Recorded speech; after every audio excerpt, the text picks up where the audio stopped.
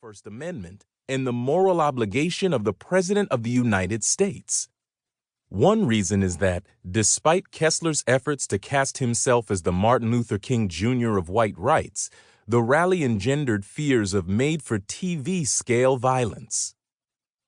As news of the event spread and some sense of its size became clear, several local businesses announced they would temporarily close out of concern for the safety of their customers and employees. The University of Virginia, located in Charlottesville, asked students to stay away. Many rally participants showed up armed with rifles and other deadly weapons, thanks to Virginia's open carry laws. Indeed, even before the rally's scheduled noon start time, Kessler's congregation had ignited so much hostility and ugliness that local authorities labeled the gathering an illegal assembly and ordered participants to leave. In the end, the racist, anti-Semitic hate fest caused 3 deaths. 2 of the dead were state troopers, Burke Bates and H.J. Cullen, assigned to monitor the gathering from the sky, died when their helicopter crashed. The 3rd victim was Heather Heyer, a 32-year-old paralegal. James Alex Fields, Jr., a 20-year-old Adolf Hitler fanatic from Ohio, killed Heyer by intentionally plowing his car into a crowd of counter-protesters, injuring some 19 people in addition to Heyer, who died from blunt force injury to her chest. Following the tragedy, Donald Trump famously condemned the hatred, bigotry, and violence on many sides. His words provoked a controversy that went on for months as Trump proved incapable of criticizing the racist mob without also condemning those who opposed it. Heyer's mother, Susan Brough, was so sickened by the president's words that she refused to take his condolence call. "I'm sorry.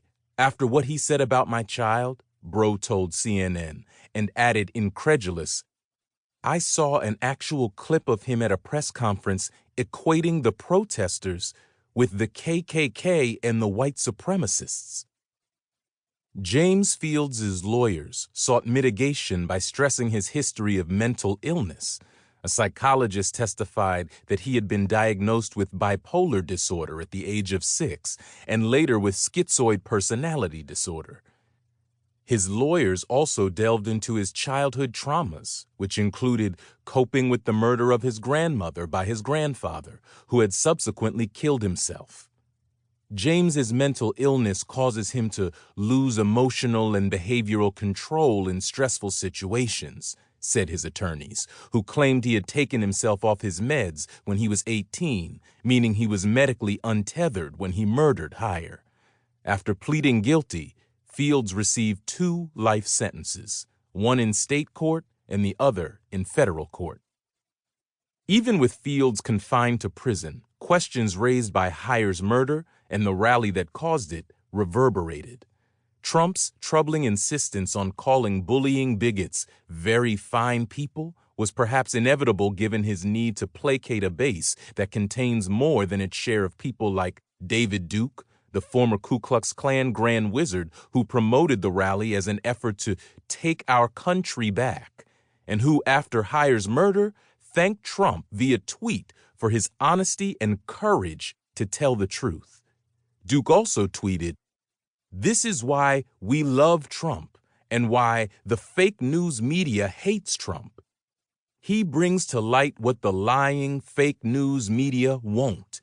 The truth is the media covers up horrific numbers of racist hate crimes against white people." But putting the president and his behavior aside for the moment, what about the free speech community, the civil libertarians who successfully fought in court for Kessler's right to hold his rally in downtown Charlottesville? The city had wanted to move Kessler's parade of bigotry to another park, one farther from the heart of town that officials claimed would be easier to police. But Kessler had said no. And the American Civil Liberties Union, along with a local outfit called the Rutherford Institute, had sued the city on Kessler's behalf. Following the event, the ACLU was heavily criticized and also lauded for standing up for the racist rabble-rousers. Glenn